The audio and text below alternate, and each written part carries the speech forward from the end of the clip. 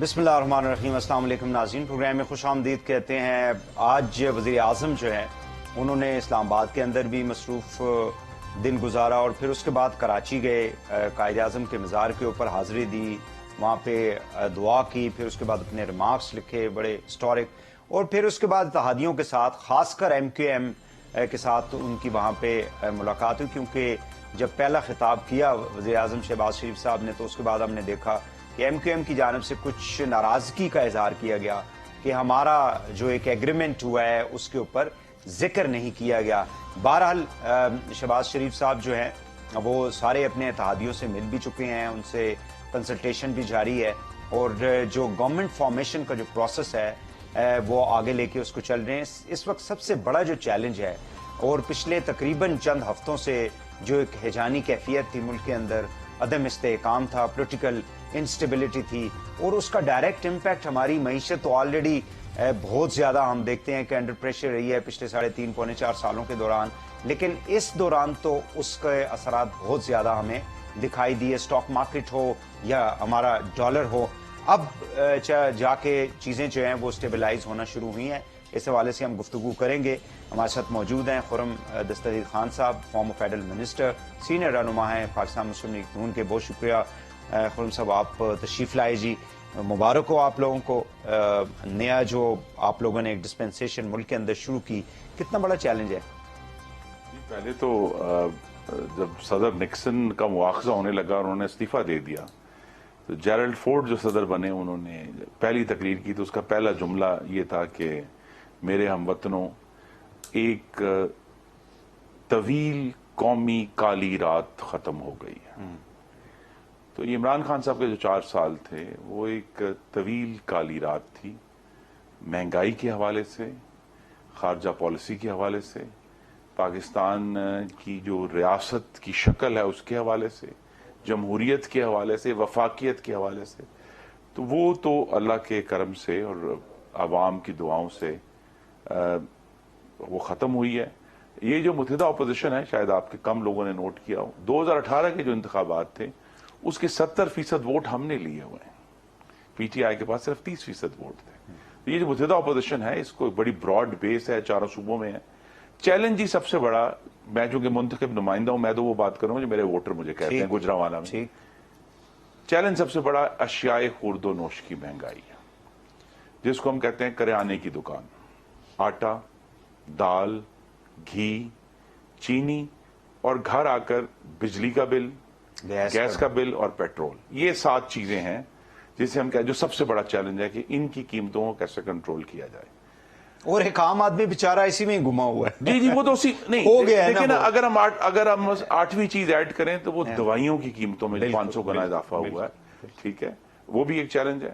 اب کیا کرنا ہے؟ پہلا کام ایک ہے اس کے لیے ایڈمنسٹریٹو چیلنج۔ پاکستان سے پچھلے عمران خان صاحب کے دور میں اور ان کے حکومتی وزراء کی مرضی سے کروڑوں ٹن گندم، کروڑوں ٹن یوریا یہاں سے اسمگل ہوا ہے۔ تو اب جو کہ وفاقی حکومت شہباز شریف صاحب، چینی کے ساتھ بھی یہی چینی کے ساتھ بھی یہ ہوا، تو ہمیں یہ اب کوشش ہوگی کہ ان جو بہت ضروری آئٹمز ہیں ان کی اسمگلنگ کو روکنا ہے، ٹھیک ہے، تاکہ یہاں سپلائی امپروو ہو۔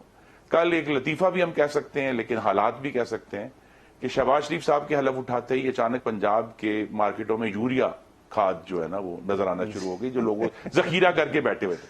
تو ایک تو یہ ہے، اس کا ایک اور نتیجہ ہے جس کا پاکستان کی معیشت سے بھی تعلق ہے کہ پاکستان ان حکومتی دعووں کے باوجود کہ ہماری بمپر فصلیں ہو رہی ہیں، پچھلے 3 سال سے مستقل کروڑوں ڈالر کی گندم منگوا رہا ہے، کروڑوں ڈالر کی چینی منگوا رہا ہے، کروڑوں ڈالر ہمارے فورکس لگ رہے ہیں۔ ہاں ٹھیک ہے جی۔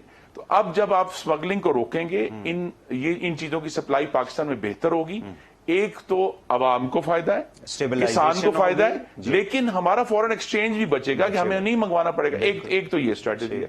دوسرا آف کورس یہ دیکھیں بڑا سیریس معاملہ ہے روپے کی قیمت کا۔ جب بھی روپے کی قیمت گرتی ہے، ہم مہنگائی باہر سے امپورٹ کرتے ہیں، کیونکہ ہم تیل منگا رہے ہیں، ہم پیسہ زیادہ دینا پڑتا ہے۔ ہمیں ایک تو اس بات کو یقینی بنانا ہے کہ ہم روپے کی قدر میں استحکام، آلریڈی 7.5 روپے کا فائدہ ہو چکا ہے پچھلے 3 دنوں میں، इंशाल्लाह आने वाले दिनों में मजीद होगा।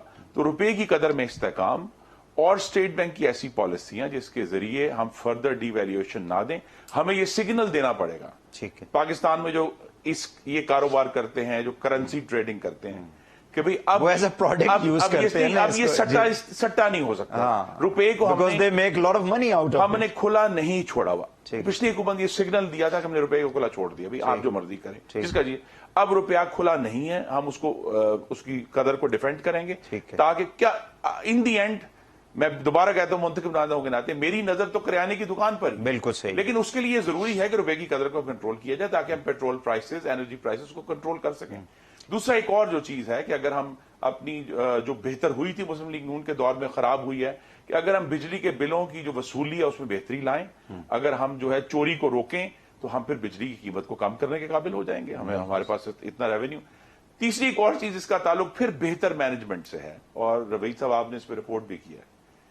इस गवर्नमेंट के जो इमरान खान साहब की मुस्तकिल बदनीयती भी और नालायकी की बुनियाद पर वक्त पर गैस ना खरीद कर पाकिस्तानियों की जेबों से अरबों निकाले गए हैं, क्योंकि इन्होंने गैस वक्त पर नहीं खरीदी, फर्नेस ऑयल से बिजली बनाई, डीजल से बिजली बनाई, और उसकी पूरी कीमत जो है मेरे से और आपसे वसूल की है ना, सबसे गरीबों से वसूल की है। तो अगर हम बेहतर, और अनफॉर्चुनेट पार्ट ये है कि जितने लोग इस किस्म के मामलात में शामिल थे उनके खिलाफ कोई कार्रवाई भी नहीं हुई ना। अब वो नदीम बाबर साहब, हमें पूछना पड़ेगा ना जी, हमें ये चले गए, फिर दवाइयों के अंदर जो थे आमिर कायन साहब, आप ये गौर करें कि जहां सबसे बड़े घपले हुए हैं वहां बंदे कितनी तेजी PIA के साथ क्या किया गया, तेजी से बदलें। देखिए हमें पेट्रोलियम में पहले कौन था, गालिबन सरवर खान साहब थे, उसके बाद अयूब साहब आए, फिर हमाद अजहर साहब आए, फिर ताबिश गौहर आए, फिर बाबर वो आए, नदीम बाबर साहब आए, फिर जनाब हमाद अजहर साहब आ गए। नतीजा क्या है, पाकिस्तान के लोगों को गर्मियों में और सर्दियों में ना गैस मिली है ना बिजली मिली। अभी बिजली की सूरत हाल मुल्क में लोड शेडिंग हो रही। तो एक तो ये सारा मामला जो है, बहुत सारा मामला बेहतर इंतजाम और मैनेजमेंट के जरिए हल किया जा सकता है। दूसरे इश्यूज सीरियस हैं फिस्कल डेफिसिट के, तो बहुत हमें संजीदगी से इंपोर्ट को सख्ती से कंट्रोल करना पड़ेगा। तो कैसे करेंगे? यहाँ पे जो लग्जरी गाड़ियां आती हैं, आपका कॉस्मेटिक्स के ऊपर पैसा काफी चला जाता है। इसी तरह मोबाइल की कहा जाता है कि चलें खुर्दनी चीजों में तो दालें आपने कर ली, वो भी हमारी मिसमैनेजमेंट की वजह से वीट भी हो गया, शुगर, लेकिन ये जो बाकी चीजें हैं वो तो डेली इसमें कंट्रोल करना पड़ेगा, और उसके ऊपर आपके बड़े डॉलर्स जाते हैं। जाहिर है लोगों ने एक जो मैन्युफैक्चरर, उन्होंने टेस्ट यूनिट के नाम पे 10,000 गाड़ियां मंगवा ली, हुकूमत इजाजत दी उनको। कई 100 अरब रुपया उन्होंने कमाया है, हालांकि उनका तो वादा ये था कि वो मुल्क के अंदर गाड़ियां बनाएंगे। सही है। तो इस तरह के जो नुकसान है पाकिस्तान के फॉरेन एक्सचेंज रिजर्व्स को, वो हमें बचाने हैं। और देखिए झूठ बोलने से काम नहीं होगा। इन PTI के लोग कह रहे हैं कि देखिए इमरान खान 22 अरब डॉलर छोड़ के गया। अभी कितने पैसे? स्टेट बैंक के publish number 11.3 to be exact, 11.3 billion dollars net reserve state bank के पास, जो लास्ट नंबर्स आए। उसमें भी वो कमर्शियल के भी होंगे नहीं, जिसमें हमारे जो दोस्त ममालिक हैं उनके जो 3 बिलियन तो सिर्फ सऊदीज के हैं। हाँ जी, डिपॉजिट्स भी मौजूद, चाइनीज के भी हैं उसके अंदर। तो हमें ये तो अभी जो जा रहे हैं मियां साहब, दोनों ममालिक वहां से कुछ मतलब लेके आ रहे हैं या? जी कोशिश तो यही होगी, ठीक है, कि इस दफा अपने दोस्तों को भी कन्विंस किया जाए कि पाकिस्तान में वैसी संजीदा हुकूमत है, ठीक है, जो मामलात को बेहतर करने की सलाहियत रखती है। ठीक है। मतलब चीन के लिए सबसे अच्छी खबर जो शहबाज शरीफ साहब ने अपनी तकरीर में दी, उन्होंने कहा हम CPEC को दोबारा तेजी से जारी करेंगे। सही है, जो कि चीन 4 साल से जिसका तकाजा कर रहा है। सऊदी अरब ने हमें बहुत सारे प्रोजेक्ट्स जो है वो प्रॉमिस किए थे, जो कि नालायकी और नाहली की वजह से आगे नहीं जा सके। अब अगर शहबाज शरीफ के दौर में आगे बढ़ेंगे तो मजीद इन्वेस्टमेंट आएगी।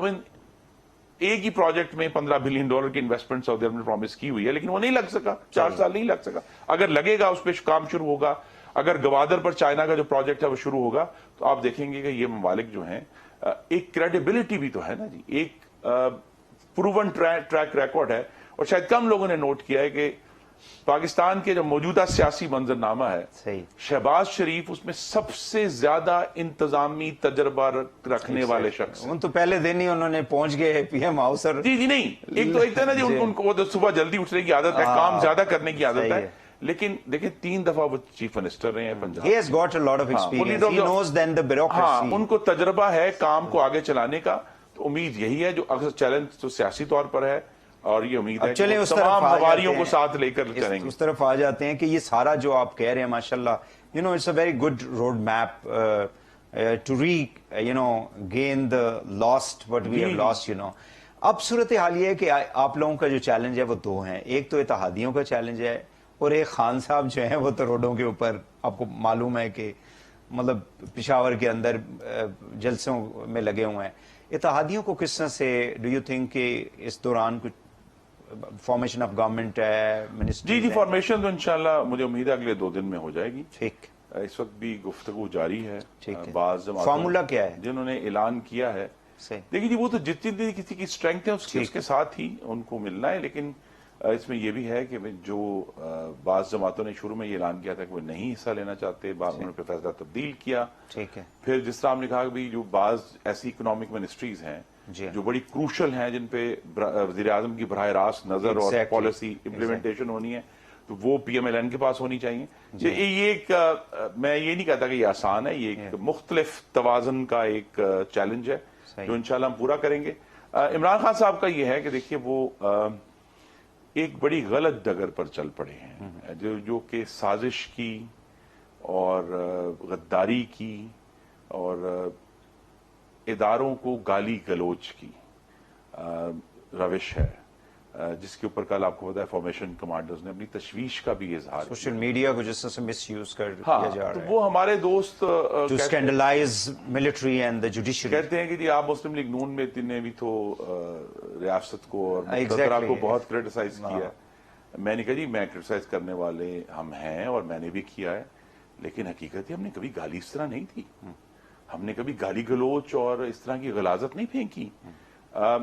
اور اگر یہ بیرونی سازش ہے یا جو بھی ہیں یہ لوگ, مجھے تو لگتا ہے کہ یہ ان کا نا یہ خان صاحب کی پارٹی کی مس, جس طرح گورنمنٹ کو مس اور ریاست کو مس مینج کیا ہے انہوں نے 4 سالوں میں, یہاں پہ بھی ظاہر ہے کہ کوئی گائیڈ لائن نہیں ہے نا. ینگ بندے کو, یوتھ 18 سال کا جو بچہ بچی ہے اس کو آپ جس طرف لگائیں گے وہ اس طرف لگ جائے گا. نہیں میری وداؤٹ انڈرسٹینڈنگ دا کانسیکوینسز. اگر یہ انڈیپینڈنٹ سوچ ہوتی تو کسی علیحدہ اجتماع میں یہ کیوں گالی گلوچ نہیں ہوا؟ یہ صرف پی ٹی آئی کے جو اجتماعات ہیں ان میں کیوں ہو رہا ہے؟ ورنہ ہو سکتا ہے نا جی 8 بندے یہاں ڈی چوک میں آ جاتے ہیں, آپ کے باہر چوک ہے یہاں آ جاتے ہیں, لیکن نہیں ہے, انڈیپینڈنٹ نہیں ہے. یہ صرف پی ٹی آئی کے جلسوں میں اس کا اظہار ہو رہا ہے. اس کا مطلب ہے کہ عمران خان صاحب کی جو گفتگو ہے اس نے ایک ایسا پرمیسو ایٹماسفیئر کریٹ کیا جس میں لوگ ایسی باتیں کر رہے ہیں. امید ہے وہ سے بھی پیچھے ہٹیں گے. باقی یہ ہے کہ جی جلسے وہ کریں. ہم نے تو کہا ہے کہ ہم جیلوں میں نہیں ڈالنے والے, ہم تو شواہد اور ثبوت پر بات کریں گے. تو جلسے ضرور کریں, صرف ایک چیز کے اوپر ایکشن ہوگا کہ اگر انہوں نے 2014 کی طرح پارلیمان کی جنگلیں توڑنے کی کوشش کی یا ڈنڈے لے کر ٹیلی ویژن پر قبضہ کرنے کی کوشش کی یا پولیس کے لوگوں کو زد و کوب کیا, تب ضرور ایکشن ہوگا. اس کے باعث ضرور احتجاج کریں, ضرور گفتگو کریں, پورے ملک میں جائیں, بڑی اچھی بات ہے. لیکن جہاں ہمیں ضرورت ہے وہ ملک کو قوم یہ تو بتائیں نا جی. تو یہ جو ایک نیریٹو لے کے دیکھیں نا, اب پہلا نیریٹو تھا, میں تو خیر پہلے بھی اس پہ بات کی کہ آپ نیا پاکستان بنانا چاہ رہے تھے, آپ نے یہ 2 نعرے تھے جس پہ یہ آئے گورنمنٹ میں, وہ unfortunately they could not succeed اب تو ان کے پاس نیا, لوگ پوچھیں گے جی کون سا نئے پاکستان کی آپ بات کر رہے ہیں. So they don't have any other بیانیہ to take to the public. اب ریس ہے کہ اب یہ اینٹی امریکن ہے یا یہ جو امپورٹڈ گورنمنٹ ہے. تو اس میں کس حد تک یہ, اور وہ جو آپ پرائم منسٹر نے ایک اعلان بھی کیا کہ ہم اس کی تحقیقات کر کے جتنا جلدی آپ لوگ اس کو سامنے لائیں گے, آئی تھنک کہ قوم کے لیے اتنا ہی بہتر ہوگا. نہیں دیکھیے خان صاحب کی جو سوچ تھی نا جی, 2 ان کے اس کے, ایک تو چونکہ وہ ایک خیراتی ادارے کے سربراہ رہے ہیں تو ان کو چندہ مانگنا اکٹھا کرنا ان کو اچھی طرح آتا ہے. انہوں نے ریاست کو بھی ایک خیراتی ادارے کی طرح چلانے کی کوشش کی ہے. وہ تو خود مختاری کہتے ہیں جی, ہم تو خود مختار ہونا چاہتے ہیں. خیراتی ادارہ یہ ہے کہ ان کا یہ خیال تھا کہ شاید 1400 ارب روپے کا ڈیم جو ہے وہ عطیوں سے بن جائے گا. نہیں بنتا بھائی, صحیح وہ نہیں ہوا. اور اب جب کہ ہم 4 سال بعد, میں بڑی یعنی فراخ دلی سے یہ بات کرنا چاہتا کہ جب ہم ٹھنڈے دل سے تجزیہ کرتے ہیں تو عمران خان صاحب سوائے یہ کہ شاید احساس پروگرام میں کچھ پیسے ڈال گئے, اس کے علاوہ ان کے پاس کچھ دکھانے کو نہیں ہے قوم کو. انہوں نے کوئی تعمیر نہیں کی. اور اگر کوئی ہے ان کے وہ جو سمجھتے ہیں وہ کریڈٹ ہے کہ جی انہوں نے اپوزیشن کو بغیر ثبوت اور شواہد کے جیلوں میں ڈالا, جن کو پھر عدلیہ نے بیل دی, اور بیل کے وقت لکھا کہ کوئی شواہد نہیں تھے, کوئی ثبوت نہیں تھا. اور ابھی بھی وہ جس طرح پاکستان کے جو سیاسی گفتگو ہے, ڈسکورس جس کو کہتے ہیں انگریزی میں, اس میں زہر پھیلا رہے ہیں, یہ بہت خطرناک بات ہے. ہمیں تو اپنے نوجوانوں کو ہمیں فنی تعلیم دینی ہے. ہمیں یہ نہیں بتانا کہ کوئی آپ کے خلاف سازش کر رہا ہے. اور وہی جو ہے ہمیں اصل میں عمران خان صاحب کا ہمیشہ یہ ایک طریقہ کار ہے کہ پہلے انہوں نے ہمیں متون کیا کہ جی یہ دیکھیں یہ پاکستان کی خرابی کے یہ ذمہ دار ہے. اب جب کہ ثابت ہوا کہ جناب نہیں, کہ لوگوں کو جیلوں میں ڈالنے سے پاکستان بہتر نہیں ہوا, اپوزیشن کو متون کرنے سے, ان کو نیب میں ڈالنے سے, رانا ثناء اللہ کے اوپر ہیروئن ڈالنے سے پاکستان کی زندگیاں بہتر نہیں ہوئی. He has to resign and he was removed. اب ان سے یہ بھی کوئی پوچھے کہ بھائی ٹیکس پیئر منی سے ان کو آپ تنخواہیں دیتے رہے ہیں, لنڈن میں جا کے وہ مطلب وزٹس کرتے رہے ہیں, وہ جو ریکوری یونٹ ایک انہوں نے قائم کیا تھا اس کے اوپر بھی تو قوم کا پیسہ لگا ہے نا, لیکن at the end of the day قوم کو تو کوئی فائدہ نہیں ہوا. جی دیکھیں انہوں نے تو بہت بڑے بڑے جواب دینے ہیں. انہوں نے جواب دینا ہے کہ نیب کو 9 ارب روپے کاوے موسفی کو کیوں دینے پڑے اس غریب ملک کے. ہمارے پاس نہیں ہے, ایک ایک پیسے کے لیے ہم تلاش کر رہے ہیں. بجٹ کے اندر اس وقت بیٹھ کے سوچ رہے ہیں کہ کہاں سے بجٹ کی جائے, تو وہ 9 ارب روپے اس کو پکڑا دیا ہے. کس کیوں ہوا یہ؟ اسی طرح جو ہے مثلا نیب ہے, اس نے دعویٰ کیا کہ جی ہم نے تو 815 ارب روپے اکٹھے کیے ہیں, لیکن وہ کہتے ہیں وہ ایسٹس میں ہیں, وہ کیش کچھ نہیں ہے. تو دیکھیں نا جب اس سے سچ پوچھا گیا تو پتا چلا کہ وزارت خزانہ کے پاس سے 5.5 ارب روپے جمع ہوا. اس کا مطلب یہ کہ 810 ارب روپے کا نیب نے حساب دینا ہے. اس سے بڑی کرپشن کون سی ہوگی؟ ہم اگر اور اسی طرح جو ہے ہمیں یہ سوال پوچھنا ہے کہ جب اتنا ایک پاکستانی شہری کے جو نیشنل کرائم ایجنسی نے 190 ملین پاؤنڈ پکڑے, وہ کہاں ہیں, وہ کدھر گئے ہیں, کس کے پاس گئے ہیں؟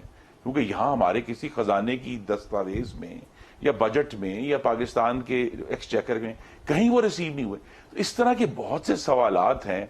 حقیقت یہ کہ جیل ڈالنے سے بہتر ہوگا کہ ہم وہ 800 ارب روپے نکلوائیں, ہم وہ 190 ملین پاؤنڈ جو ہیں وہ نکال کر خزانے میں ڈالیں, تاکہ ہم غریب کے لیے آٹا مزید سستا کر سکیں یا بجلی مزید سستی کر سکیں. تو اس طرح کی جو کام ہے وہ بھی ساتھ چلیں گے. لیکن صاحب میں نے کہا ہماری یہ ترجیح بالکل نہیں ہے کہ ہم نے اپوزیشن کو جیلوں میں ڈالنا ہے. عمران خان صاحب اپنے جلسے کریں کہ یہ سیاسی معاملات جو تحریک انصاف کے اپنی طرف ہیں, پہلی ترجیح یہی ہے جو جہاں سے میں نے فوکس جی کریانے کی دکان کو پاکستانیوں کے لیے بہتر کرنا ہے اور ان کی جو قوت خرید ہے اس میں اضافہ کرنا ہے. یہ بتا دیں کہ آپ نئی ٹیم کا حصہ ہیں. جی ابھی تک تو نہیں, مجھے تو ایسی کوئی شنید نہیں ہے, جب آئے گی تو آپ کے ساتھ شیئر کریں گے. ٹھیک ہو گیا. مجھے یہ بتا دیں کہ میاں صاحب کو پاسپورٹ جو ہے رینیو ہو چکا ہے ان کا, اور ڈار صاحب کا, بیکاز سوشل میڈیا پہ آپ نے دیکھا ہے نا, وہ کہتے ہیں جی ڈپلومیٹک پاسپورٹ کیسے مل گیا ایک کنوکٹڈ آدمی کو, اور اس طرح کی چیزیں جو ظاہر ہے کہ آپ کے اوپوننٹس جو ہیں. دیکھیے جب 2018 میں عمران خان صاحب نے, عارف علوی صاحب نے جو آج صدر پاکستان ہیں, وزیر خزانہ اسد عمر, وزیر تعلیم شفقت محمود صاحب, جناب وزیر خارجہ شاہ محمود قریشی صاحب, انسداد دہشت گردی کی عدالت سے ضمانت پر تھے. صحیح, یہ ان کو بھول گیا. بات یہ کہ اگر کوئی شخص کانوکٹ ہوا ہے اس کے سارے حقوق ختم نہیں ہوئے. ٹھیک ہے, وہ پاکستان کے 3 دفعہ وزیر اعظم ہیں, ان کا حق ہے کہ ایز فارمر پرائم منسٹر ان کو ملے. وہ یہاں آئیں گے, وہ قانون کا سامنا کریں گے, اور آئیں گے بھی تبھی جب ان کے ڈاکٹر ان کو اجازت دیں گے, جو ہماری کمٹمنٹ ہے عدالت کے ساتھ. تو جب وہ سفر کریں گے آگے قانون کا سامنا کریں گے. لیکن یہاں ہم نے یہی دیکھا ہے کہ بجائے یہ کہ اصل چیز پر فوکس کیا جائے, ایک جھوٹ کی اور الزام کی دھند پھیلائی جاتی ہے, اور ہمیں کوشش یہ کہ یہ حکومت مستقل اس جھوٹ کی دھند کے اوپر سچ کی دھوپ پھینکے گی اور اس کو ختم کرے گی. بہت شکریہ خرم دستگیر خان صاحب, آپ تشریف لائے. ناظرین, بات ہو رہی تھی سینئر رہنما PMLN جناب خرم دستگیر خان صاحب سے. یہاں پہ ایک شارٹ بریک لیں گے, واپس آ کے پروگرام کو آگے بڑھاتے ہیں. ہمارے ساتھ رہیے گا. ویلکم بیک ناظرین. اس سیگمنٹ میں ہم گفتگو کریں گے فارن فنڈنگ کیس کے حوالے سے. آپ کو معلوم ہے کہ پچھلے کئی سالوں سے الیکشن کمیشن آف پاکستان میں اکبر ایس بابر صاحب جو فاؤنڈنگ ممبر ہیں तहरीक इंसाफ के वो एक केस लेकर गए थे, क्योंकि इरेगुलरिटीज जो हैं वो पाई गई थी फंडिंग के हवाले से, जो बाहर से फंडिंग आती रही तहरीक इंसाफ में ओवर द ईयर्स, और फिर उसको मिस इंटरप्रेट भी किया गया, मिसलीड भी किया गया ईसीपी को इस केस के हवाले से अगर हम देखें। उसके बाद फिर हमने देखा कि पीटीआई जो है वो पीपल्स पार्टी और पीएमएलएन के फॉरेन फंडिंग केसेस को भी लेके इलेक्शन कमीशन में जा चुकी है। इस वक्त हमारे साथ मौजूद हैं अकबर एस बाबर साहब, जिन्होंने बड़ा अरसा जो है इंतजार किया और इस केस को परसू किया। उनसे हम बात करते हैं कि मामला जो है वो कहां तक पहुंचा है। बहुत शुक्रिया अकबर एस बाबर साहब, आपने अपना कीमती वक्त दिया जी। काइंडली ये बताएं कि आज की जो कार्रवाई हुई है वो किस तरफ जा रही है? डू यू थिंक कि जो मामला आप कई सालों से लटका हुआ है, जिसका इंतजार कर रहे हैं, क्या कोई इसका फैसला आ जाएगा कोई? बिस्मिल्लाहिर्रहमानिर्रहीम। यकीनन उम्मीद पे दुनिया कायम है, तो और इसी उम्मीद पे मैं 7.5 साल हो गए इस केस को। नवंबर 14, 2014 में ये केस किया था। तो हमने अपने दलाइल मुकम्मल कर लिए हैं, और बाकी मामला अगर कोई छोटी मोटी कोई और दस्तावेजात जमा करनी पड़ जाए तो वो आने वाले पेशियों में इंशाल्लाह कर देंगे। पाकिस्तान तहरीक इंसाफ ने आज अपनी हतमी जो आर्गूमेंट्स हैं, जो दलाइल हैं, उसका आगाज किया, और उसके बाद उन्होंने कुछ अरसे बाद उन्होंने कहा जी अब हमें मजीद कुछ टाइम चाहिए। तो 19 तारीख तय हुई, जिस दिन पाकिस्तान तहरीक इंसाफ दोबारा अपनी हतमी जो आर्गूमेंट्स हैं, उसके बाद शायद एक आध कार्रवाई और होगी, और इंशाल्लाह ये केस बिला आखिर अपने अंजाम तक पहुंचेगा और फैसला महफूज होगा। ठीक है। अब मामला कितने अकाउंट्स का है? पीटीआई को खुद नहीं पता कि उनके कितने अकाउंट्स हैं। देखिए, बड़ी अफसोसनाक बात है कि जब स्टेट बैंक से ये रिकॉर्ड निकला, और स्टेट बैंक से जो रिकॉर्ड निकला वो जुलाई 2018 में निकला, तो उसमें कोई 28 बैंक अकाउंट इनके निकले, जिसमें से इन्होंने 5 अकाउंट्स का कहा कि ये स्वात वेलफेयर है, ये फलाना है, ये फलाना है। तो इस हवाले से उन्होंने कहा ये इनसे लाताल्लुकी की, और उन्होंने 23 बैंक अकाउंट्स को तस्लीम किया। और ये तस्लीम का अमल मार्च 15 तक जारी रहा, क्योंकि जब स्क्रूटनी कमेटी ने अपनी रिपोर्ट में ये लिख दिया कि इन्होंने बड़े पैमाने पे अकाउंट्स को छुपाया है इलेक्शन कमीशन से, जो सालाना ऑडिट रिपोर्ट ये जमा कराते हैं, तो फिर उन्होंने एक नई तरकीब की जो इंतहाई अफसोसनाक है। 15 मार्च इसी साल इन्होंने एक दस्तावेज जमा की, और उसमें कहा कि इन 23 में से 11 मजीद अकाउंट्स जो है इनसे हमारा कोई ताल्लुक नहीं है।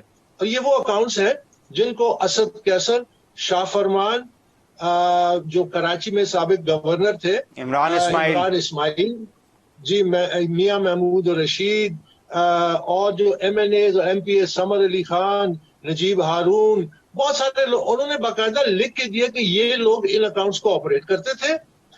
इन्होंने ये अकाउंट्स हमारी इजाजत के बगैर खोले, और इनमें जितनी रकूम आई है चाहे पाकिस्तान से या बैरून मुल्क से, इससे हमारा कोई ताल्लुक नहीं है। आप अंदाजा लगाइए कि ये 15 मार्च 2022 को इन्होंने ये कागज जमा कराए। अब इसमें एक और 2-3 बड़े अहम पहलू हैं। वो ये कि जब ये लोग, जिनको आप कह रहे हैं कि इन्होंने गैर कानूनी तौर पे पीटीआई के नाम से अकाउंट खोले, तो फिर आपने इनके खिलाफ क्या कार्रवाई की? वो तो अभी तक स्पीकर थे, वो तो अभी तक गवर्नर थे, क्या आपने उनको शो कॉज नोटिस दिया? फिर इसमें एक और दिलचस्प बात कि मेरे पास दस्तावेजी सबूत अब आ चुके हैं, मजीद भी आ रहे हैं, कि इन अकाउंट्स में से कम 2 अकाउंट्स के मेरे पास दस्तावेजी सबूत है कि पीटीआई के जो मरकजी फाइनेंस सेक्रेटरी थे सरदार अजहर तारिक खान, वो इनमें 2 अकाउंट्स के साथ डायरेक्टली कॉरेस्पॉन्ड कर रहे हैं पीटीआई के बिहाफ पे। पीटीआई का मरकजी फाइनेंस बोर्ड इन अकाउंट्स को, 2 अकाउंट्स को जिनका रिकॉर्ड मेरे पास है, उनको हिदायत जारी कर रहा है। और कब कर रहा है? दिसंबर 2012 में। दिसंबर 2012 में ये इन 2 अकाउंट्स को ऑपरेट करे थे, जिनको आज मार्च 15 को ये कहते हैं हमारे अकाउंट्स ही नहीं है। तो ये तो बहुत ही खौफनाक इन्होंने मिसलीड किया इलेक्शन कमीशन को।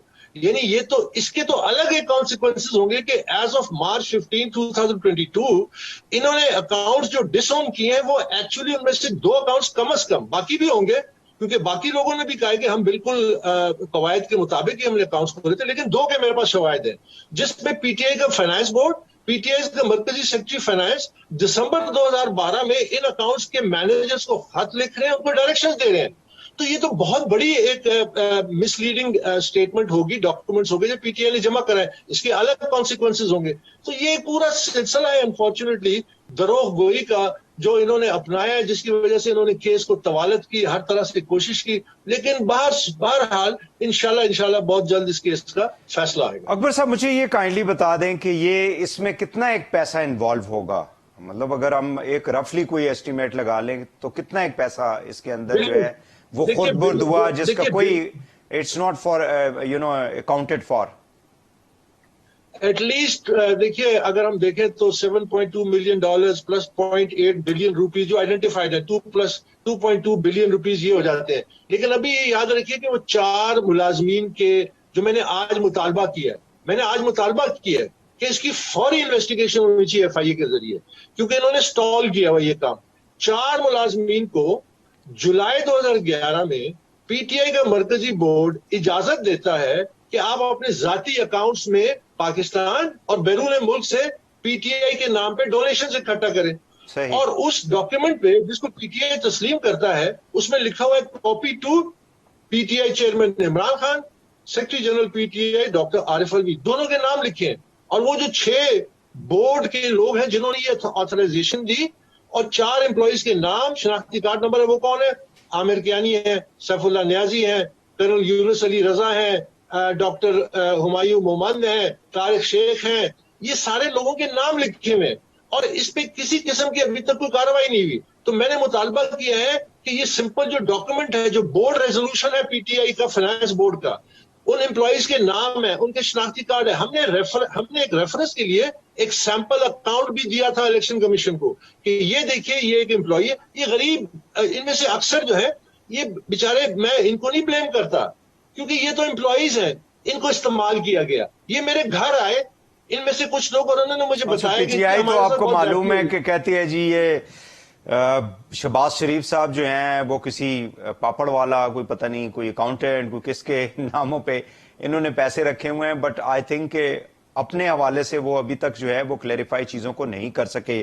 مجھے یہ کائنڈلی بتا دیں بابر صاحب کہ آپ چونکہ 7.5 سال سے اس کیس کو پرسو کر رہے ہیں, do you think the time has come کہ اس حوالے سے کوئی ڈیسیژن آنا چاہیے, یا پھر جو انہوں نے اس گورنمنٹ کے دوران ایک کاؤنٹر جو ہے کیس کیا ہوا ہے PTI پیپلز پارٹی اور PMLN کے خلاف, اور جو ایک تقریباً کا یہ آج وہ فاروق حبیب صاحب کہہ رہے تھے پریس آپ کے بعد جو انہوں نے بات کی میڈیا سے کہ جی ایک جو ہے وہ تقریباً 35-36 کروڑ کا مسئلہ ہے, دوسرے کا کوئی 60-65 کروڑ کا مسئلہ ہے جس کا کوئی پتہ ہی نہیں ہے. تو ڈو یو تھنک کہ یہ پھر جو ہمارا ایک نظام ہے, سسٹم ہے جو عدالتی, وہ یہ پھر اسی طرح مطلب پروسیجرل چیزوں میں ہی پھنسا رہے گا یا کوئی اس کا فیصلہ بھی آئے گا؟ انشاءاللہ مجھے امید ہے فیصلہ آئے گا. آپ کی بات ٹھیک ہے کہ اس میں یہ کیس مینج ہوا ہے, بہت بری طرح سے مینج ہوا ہے. اکتوبر 10, 2019 کو الیکشن کمیشن اپنے فیصلے میں کہتا ہے کہ پاکستان تحریک انصاف نے ہسٹورک ابیوز آف لا کیا, یہ الفاظ ہے, ہسٹورک ابیوز آف لا کیا ہے ٹو ڈیلے دا کیس. تو یہ بہت بری طرح سے مینج ہے, اس میں کوئی شک نہیں. اور دیکھیے میں الیکشن کمیشن کے باہر کھڑا ہو کے بارہا یہ کہتا آیا ہوں کہ یہ قومی سلامتی کا معاملہ ہے. اگر اس کیس کا بروقت فیصلہ ہو جاتا تو آج پاکستان اس انتشار میں نہ ہوتا. کیوں؟ کیونکہ یہ ٹاپ لیڈرشپ ہے PTI کی, یہ اکاؤنٹیبل ہو چکی ہوتی. اب جہاں تک رہا, لیکن وہ تو کہتے ہیں ہم تو صادق اور امین ہیں جو سرٹیفائیڈ سپریم کورٹ نے کر دیا ہے ہمیں. وہ جس کیس کے حوالے سے کیا ہے اور جو ہوا ہے وہ تو آپ کو پتا ہے. میں صرف اس کیس کی بات کر رہا ہوں. اس کیس میں PTI, تو اس کیس میں کیا کوئی ڈسکوالیفیکیشن ہو سکتی ہے کسی بھی انڈیویجول کی؟ یہ تو دیکھیے یہ الیکشن کمیشن نے فیصلہ کرنا ہے.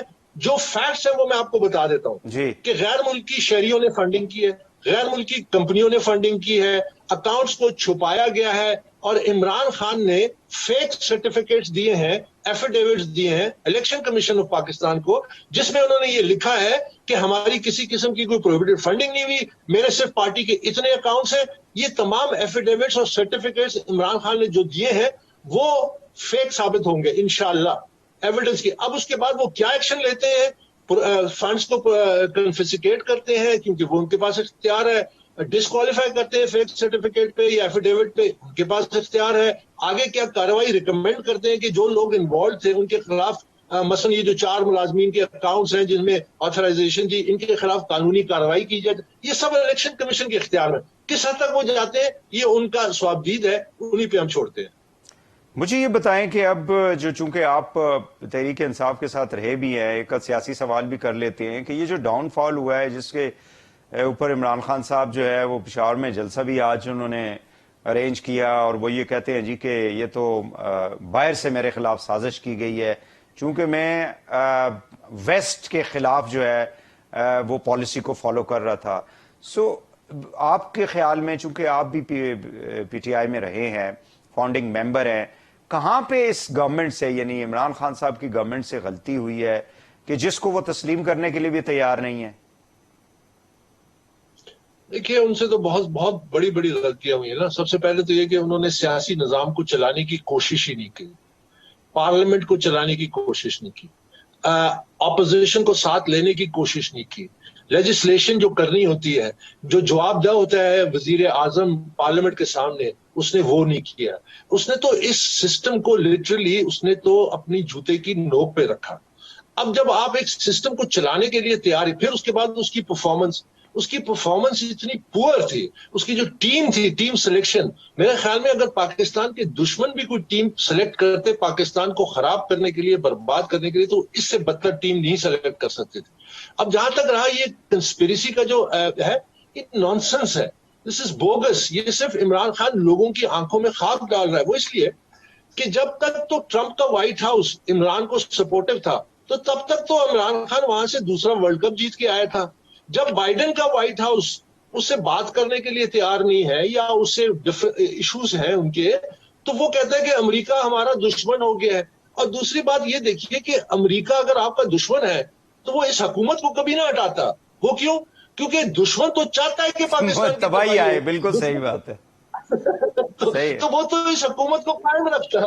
تو یہ ساری اب فیس سیونگ دلائل ہیں، یہ اپنے دے رہے ہیں اور انفارچونیٹلی انتشار پھیلا رہے ہیں. دیکھیں ایک لیڈر، اور پھر اوپر سے دیکھیں یہ کس حد تک گئے، صرف اپنے اقتدار کو بچانے کے لیے. اور جس پہ میں پرسنلی، میں نے آج پریس میں بہت افینڈ ہوتا ہوں اس پہ بہت. میرے والد صاحب بھی فوجی تھے، انہوں نے بھی 65 کی جنگ لڑی، چھم فتح کیا. یہ میرے لیے ناقابل برداشت ہے کہ پاکستان کا وزیر اعظم کھڑا ہو کے کسی سیاسی مسئلے کے لیے بھارت کی تعریف کرے، اس کی فورن پالیسی کی تعریف کرے. اب اس حد تک ہم گر گئے، اس حد تک ہم کمزور ہو گئے کہ اپنی سیاست، آپ کے اختلافات ہو سکتے ہیں، آپ کے اسٹیبلشمنٹ سے اختلافات ہو سکتے ہیں، اپوزیشن کے ساتھ اختلافات ہو، بہت سارے اور مسائل ہو سکتے ہیں، لیکن اس حد تک تو نہ گرے کہ اپنے دشمن جس نے ہمیں دولت کیا، جس نے ہر انٹرنیشنل فورم پہ پاکستان کو شرمندہ کیا یا کوشش کی اس کی آپ تعریف کر رہے ہیں. کوئی مجھے بھارتی ایک لیڈر بتا دے، کوئی جوکر ہی بتا دے، کوئی کلچر کا کوئی جو پاکستان کی تعریف کرتا ہو، جو جو پاکستان کی تعریف کرتا ہو. You are absolutely right. بہت شکریہ اکبر ایس بابر صاحب، آپ نے ہمیں ٹائم دیا. ناظرین، ان سے گفتگو ہو رہی تھی فارن فنڈنگ کیس کے حوالے سے جو ای سی پی میں چل رہا ہے 7.5 سال سے، اور امید کی جاتی ہے کہ اس کے اوپر جلدی فیصلہ آ جائے گا. یہاں پہ بریک لیں گے، واپس آ کے ملک کی جو معاشی صورتحال ہے اور جو نئے چیلنجز ہیں نئی گورنمنٹ کو، اس کے اوپر ہم بات کریں گے. بریک کے بعد ہمارے ساتھ رہیے گا.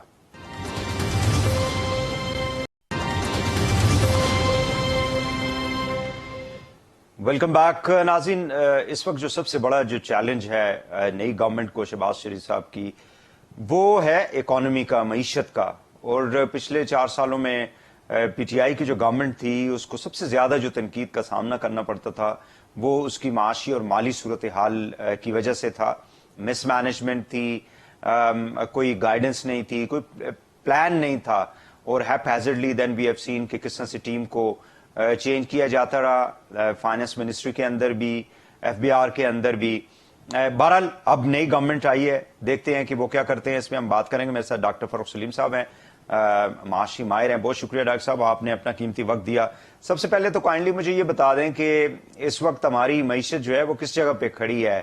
ہمارا کرنٹ اکاؤنٹ ڈیفیسٹ، ہمارا جو بجٹ کا جو ڈیفیسٹ ہے، کیا یہ جو لوگ ابھی آئے ہیں کچھ کر پائیں گے اس کو نیرو ڈاؤن کرنے میں؟ وحید صاحب، جو ابتدائی رد عمل ہم نے دیکھا ہے تاجر برادری کی طرف سے، بزنس کمیونٹی کی طرف سے، سرمایہ کار کمیونٹی جو ہے وہ مثبت نظر آیا ہے. دو بڑے اشاریے جو ہیں آپ نے دیکھا کہ ایک تو سٹاک مارکیٹ جو ہے اور دوسرا روپے کا جو طاقتور ہونا ڈالر کے سامنے. پہلے ہی دن آپ کو یاد ہو کہ سٹاک مارکیٹ 1700 پوائنٹ چڑھ گئی تھی. اب 1700 پوائنٹ کہنا تو آسان کام ہے لیکن اگر آپ اس کی کیپٹلائزیشن نکالیں تو وہ تقریباً $2 بلین کی بن جاتی ہے. یعنی کہ ایک ہی سیشن کے اندر جو کیپٹلائزیشن ہے وہاں پہ انویسٹرز کی وہ $2 بلین بڑھ گئی. یعنی پاکستانی روپی میں اگر ہم کہیں تو 350 ارب روپے ہو گئے لگ بھگ, اس سے بھی زیادہ, بلکہ 350 ارب روپیہ یا $2 بلین بڑھ گئی تھی صرف ایک ہی سیشن کے اندر. اور پھر ہم نے دیکھا کہ روپیہ مسلسل 2 یا 3 دن جو ہے وہ طاقتور ہوتا رہا ہے. 7 یا 8 روپے جو کلیکٹیو ہے, جو مجموعی اس کی ہے, میرا خیال ہے 5 یا 6% وہ پچھلے 2 یا 3 دنوں میں ڈالر کے سامنے چڑھ گیا. تو initial reaction is very positive. لیکن going in to the future Waheed sahib, مجھے خدشہ ہے کہ اس وقت جو اکنامک چیلنجز نئی حکومت فیس کر رہی ہے وہ شاید پاکستان کی 74 سالہ معاشی تاریخ میں اتنے بڑے اور اس میگنیٹیوڈ کے چیلنجز شاید پہلے کبھی نہیں. یعنی کہ وہ ماؤنٹن سائز, وہ پہاڑی سے بھی بہت بڑے چیلنجز ہیں. اور سب سے بڑے چیلنجز جو دو ہیں, عوام کے لیے مہنگائی کا معاملہ ہے. آپ دیکھیے کہ بہت ساری اشیاء جو آپ اور میں استعمال کرتے ہیں وہ پچھلے کوئی 3-3.5 سالوں میں ان میں 100% اضافہ آ گیا ہے. یعنی کہ آٹے کی قیمت دیکھ لیں, چینی کی قیمت دیکھ لیں, بجلی میں نے اپنے گھر کا بل نکال کے دیکھا ہے, کوئی 3.5 سال پہلے 11 روپے کا ایک یونٹ تھا اور اب جو بل آیا ہے وہ 28 روپے کا یونٹ آیا. تو 100% بے شمار چیزوں میں آپ اپنے اسٹوڈیو کا بل نکال کے دیکھ لیں, وہ بھی لگ بھگ ایسا ہی ہوگا. 10-11 روپے کا یونٹ 3-3.5 سال پہلے, اب وہ 25-26-27 روپے کے لگ بھگ. تو اس دوران آپ کی اور میری جو اوسطاً آمدن ہے وہ گرتی رہی ہے. تو دو دھاری تلوار یہ چلی ہے. اب نئی حکومت جو ہے وہ مہنگائی کو کس طرح کنٹرول کرے گی, یہ بہت بڑا چیلنج ہوگا. دوسرا جو اس سے بھی بڑا چیلنج حکومت کے لیے ہے وہ ہے ڈالرز کا فقدان. جس تیزی سے اسٹیٹ بینک کے پاس ڈالرز ختم ہو رہے ہیں اور وہ اس کو ہم وہ اکنامکس میں کہتے ہیں فورن کرنسی کرائسس, یعنی کہ ایک بحران آ رہا ہے جس میں ہمارے پاس خدشہ ہے کہ فورن کرنسی کرائسس. ڈاکٹر صاحب اس وقت کتنے ہمارے فوریکس ہوں گے ہمارے پاس؟ اس وقت تقریباً $11 بلین ایسے ہیں جو اسٹیٹ بینک کے اپنے ذخائر ہیں. جو ذخائر ہیں اس کا ہمیشہ کمپیریزن یہ کیا جاتا ہے کہ آپ کے پاس کتنے مہینے کی جو امپورٹ ہے اس کے ذخائر پڑے ہیں. تو اس وقت ہمارے پاس 2 مہینے سے کم کے ذخائر ہیں. ہم تقریباً $6 بلین کی امپورٹ کر لیتے ہیں مہینے کی بنیاد پہ. اگر 11 بلین پڑا ہے تو اپنے یہ 2 مہینے سے کم کے ذخائر ہیں اور یہ بہت ہی خطرناک حالت ہوتی ہے. آپ دیکھیے کہ تو جو کمرشل بینکوں کے پاس ڈالرز ہوتے ہیں وہ ہم ان کو شمار نہیں کرتے؟ دیکھیے جو آپ کے اور میرے ڈالر اکاؤنٹس میں, پاکستانی شہریوں کے جو ڈالر اکاؤنٹس ہیں جو کمرشل بینکوں کے پاس پڑے ہیں, وہ ایکچولی حکومت نے ان سے ادھار لے رکھے ہیں. اور آپ کو $11 بلین کی فگر نظر آتی ہے اس میں بہت حد تک وہ شامل ہیں. حالانکہ اسٹیٹ اس کا اقرار نہیں کرتا ہے. اس کو وہ ٹیکنیکلی سواپس کہتے ہیں کہ وہ اسٹیٹ بینک نے کمرشل بینکوں سے ادھار لیے ہوتے ہیں. تو معاملہ ایسا ہے, دیکھیے آپ نے پڑھا ہوگا کہ ابھی سری لنکا جو ہے اس نے ڈیفالٹ کر دیا ہے کہ وہ اپنے پیسے قرضہ جات جو ہے وہ واپس نہیں کر پا رہا ہے. دیکھیے سری لنکا میں آج سے 5 یا 6 مہینے پہلے وہی حالات تھے جو آج آپ کو پاکستان میں نظر آ رہے ہیں. اب اس نتیجہ آپ دیکھیے کہ سری لنکا کی حکومت نے کوئی 7.5 گھنٹے کی لوڈ شیڈنگ کا اعلان کر دیا ہے کہ ان کے پاس ڈالرز نہیں ہیں کہ وہ فرنس آئل خرید سکیں اور بجلی بنا سکیں. آپ اندازہ کیجئے کہ ایگزامینیشنز ہیں بچوں کے, ان کو ڈیلے کر دیا گیا ہے کہ کاغذ نہیں ہے ان کے پاس, کہ امپورٹ نہیں کر پا رہے ہیں کاغذ کو. جو ڈرائیورز لائسنس ایشو کرنے تھے وہ پلاسٹک امپورٹ کرتے تھے, ان کے پاس ڈالرز نہیں ہیں کہ وہ پلاسٹک امپورٹ کر سکیں. تو اب انہوں نے کہا جی کہ بے شک آپ کے ڈرائیورز لائسنس ایکسپائر بھی ہو جائیں, ان کو ہم رینیوڈ ہی سمجھیں گے کیونکہ ہمارے پاس تو پلاسٹک ختم ہو گیا. پھر جو لائف سیونگ ڈرگس کہتے ہیں, جو زندگی بچانے والی ادویات ہیں, ان کا جو اسٹاک ہے بڑی تیزی سے کم ہوتا چلا جا رہا ہے. تو یہ بڑی ہی چیلنجنگ سا سینیریو سامنے آ رہا ہے وحید صاحب. اچھا ڈاکٹر صاحب مجھے یہ بتائیں کہ شہباز صاحب نے خبریں یہ آ رہی ہے کہ سعودی عرب بھی جائیں گے اور چین کا بھی امیجیٹلی, جو 2 ممالک کے انہوں نے دورے کرنے ہیں. سو ڈو یو تھنک کہ ہمیں کوئی فائنینشیل ریلیف وہاں سے ملنے کی کوئی امید ہے, یا یہ صرف ایک PR قسم کی ایکٹیویٹی ہوگی؟ وہی صاحب ہمیں جتنے بھی آپشنز ہیں ہمارے پاس ان سب کو ٹرائی کرنا پڑے گا. پہلی آپشن یہی ہے جو آپ نے بتایا کہ ہمارے دوست ممالک ہیں, اگر ان سے ہم کوئی ڈالرز ادھار لے سکیں اپنے خزانے کو بڑھانے کے لیے. کیونکہ سعودیہ سے تو آلریڈی 3 بلین ہم نے اپنے اسٹیٹ بینک میں رکھوائے ہوئے ہیں نا 4% کے اوپر. جی بالکل ایسے ہی ہے. چائنا کے لونز جو ہیں وہ ہم مزید بھی مانگ رہے ہیں ان سے. پرانے لونز بھی چائنا جو ہے وہ رول اوور کر رہا ہے. اس کے بعد آئی ایم ایف کے پاس بھی میں سمجھتا ہوں کہ ہمیں لازمی آئی ایم ایف کے پروگرام کا حصہ بھی کسی سٹیج پہ بننا ہوگا. اس کے بغیر گزارا نہیں چلے گا, کیونکہ اس سال میرا تخمینہ یہ ہے کہ جو تجارتی خسارہ آ رہا ہے وہ لگ بھگ 45 یا 50 ارب ڈالر کا ہوگا, جو پاکستان کی تاریخ میں نے پہلے کبھی نہیں دیکھا جس رفتار سے ہماری امپورٹس جا رہے ہیں. اور جو کرنٹ اکاؤنٹ کا خسارہ ہے جس کا شروع میں آپ نے ذکر کیا, وہ میرا خیال ہے کہ 20 ارب ڈالر پہ کہیں پہنچ جائے گا. وہ بھی بہت ہائی ہے, اور ان سب کے لیے, ان سارے خساروں کو پر کرنے کے لیے ہمیں مزید ڈالرز چاہیے ہوں گے. تو آئی ایم ایف کا حصہ بننا, جو ہمارے دوست ممالک ہیں ان سے جا کے مدد حاصل کرنا, مدد مانگنا, یہ ساری آپشنز جو ہیں یہ ہم کو ایکسرسائز کرنی پڑیں گی.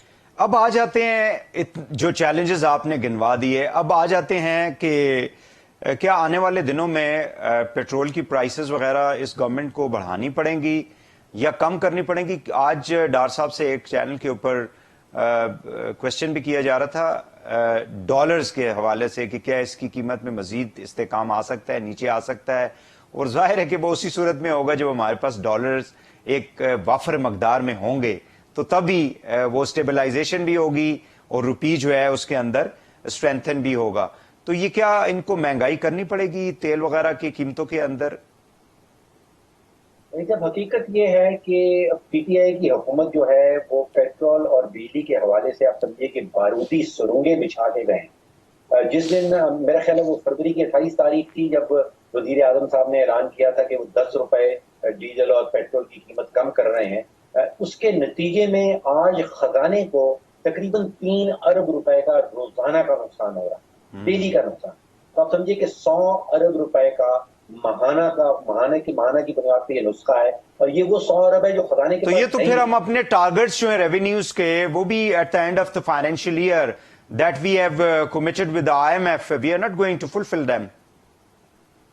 مجھے لگ رہا ہے, مجھے محسوس ایسے ہو رہا ہے وحید صاحب کہ آئی ایم ایف والے جو ہیں وہ شاید کچھ سمپتھائز کریں پاکستان کی سچویشن کے ساتھ, کہ نئی حکومت آئی ہے, ان کے اوپر بہت زیادہ سخت قسم کی کنڈیشنلٹیز نہ ڈالی جائیں. پھر کچھ بہت ساری ذمہ داری جو ہے وہ ہمارے اپنی قیادت کے اوپر بھی آتی ہے, کہ بجائے اس کے کہ ہم وہ جس کو ہم کہتے ہیں پاپولسٹ میجرز, کہ آپ لوگوں کی تنخواہیں بڑھا دیں, لوگوں کی پینشنز بڑھا دیں, یہ پاپولسٹ میجرز ہیں. تنخواہوں کے حوالے سے تو کلیریفیکیشن آ گئی کہ I think they have taken it back.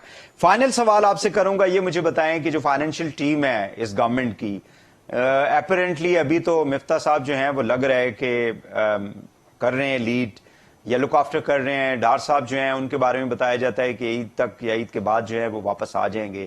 سو ان کی فائنینشیل ٹیم اور جو پریویس فائنینشیل ٹیم تھی اس کو کیسے آپ کمپیئر کرتے ہیں, اور ڈو یو تھنک کہ یہ ان کرائسس سے ملک کو نکال پائیں گے؟ دو سوال کیے ہیں آپ نے, اور دونوں بڑے مشکل سوال ہیں. دیکھیے پی ٹی آئی کے پاس تو کوئی فائنینشیل ٹیم جس کو ہم کہتے ہیں وہ نہیں تھی. آپ نے دیکھا کہ میرا خیال ہے کہ وہ 40 مہینوں میں انہوں نے کوئی 4 جو ہیں وہ وزرائے خزانہ بدلے تھے, پھر فائنینس سیکٹری کئی دفعہ بدلے گئے تھے, بورڈ آف انویسٹمنٹ کا چیئرمین کئی دفعہ بدلا گیا, ایس سی سی پی کے چیئرمین بدلے گئے. تو وہاں تو کوئی ٹیم ایگزسٹ نہیں کرتی تھی. جہاں تک پی ایم ایل این کا تعلق ہے, اگر ان کی تاریخ دیکھی جائے تو ان کے پاس ایک ٹیم ضرور ایگزسٹ کرتی ہے.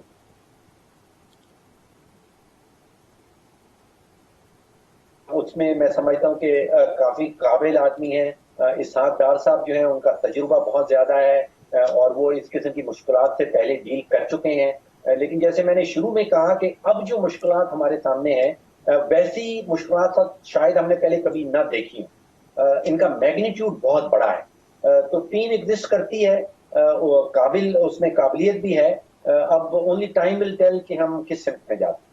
بہت شکریہ ڈاکٹر فاروق سلیم صاحب ہمارے معاشیات ہم سے گفتگو کرنے کا, اور بڑی امپورٹنٹ جو انفارمیشن ہے معیشت کے حوالے سے, مالی جو ہمارے چیلنجز ہیں اس کے حوالے سے آپ نے ہمارے ویورز کے ساتھ شیئر کیا. ناظرین آج کے لیے اتنا ہی. پروگرام کا وقت ختم ہوا چاہتا ہے. کل دوبارہ انشاءاللہ آپ سے ملاقات ہوگی. اجازت دیجیے. اللہ حافظ.